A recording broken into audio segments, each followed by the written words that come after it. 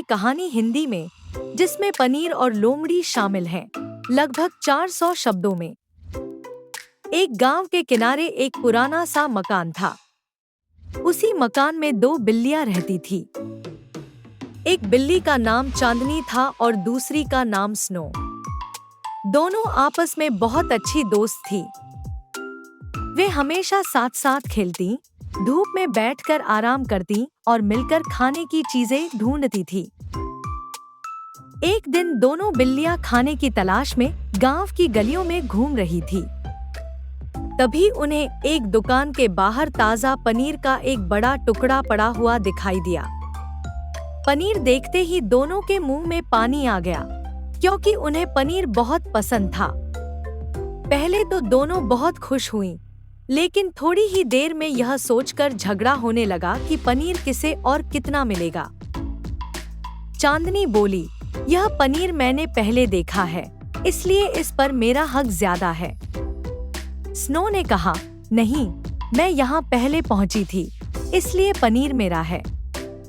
धीरे धीरे बात बढ़ गई और दोनों बिल्लियां झगड़ने लगी।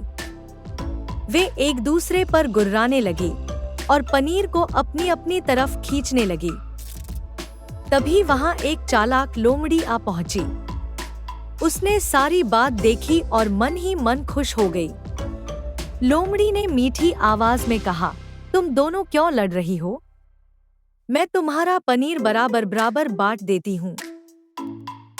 बिल्लियों ने लोमड़ी की बातों पर भरोसा कर लिया।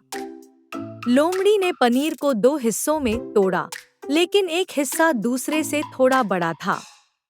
वह बोली, यह हिस्सा ज्यादा बड़ा है, इसे बराबर करने के लिए मुझे थोड़ा सा खाना पड़ेगा। और उसने वह टुकड़ा खा लिया। अब दूसरा हिस्सा बड़ा लगने लगा, तो लोमड़ी ने वह भी खा लिया। इस तरह धीरे धीरे लोमड़ी ने सारा पनीर खा लिया। जब पनीर खत्म हो गया, तो लोमड़ी हंसती हुई वहां से चली गई। दोनों बिल्लियां भूखी रह गईं और अपनी गलती समझ गईं। उन्हें बहुत पछतावा हुआ कि अगर वे आपस में झगड़ा न करती और खुद ही पनीर बांट लेती, तो यह नुकसान न होता। उस दिन के बाद दोनों बिल्लियों ने यह सीख ली कि लालच और झगड़े से हमेशा नुकसान होता है और मिलजुल कर रहने में ही समझदारी है। आपसी झगड़ा नुकसान पहुंचाता है, जबकि समझदारी और एकता से लाभ होता है। अगर आप चाहें तो मैं इसे छोटी कक्षा के लिए और सरल भाषा में या परीक्षा के उत्तर जैसा भी बना सकता हूँ।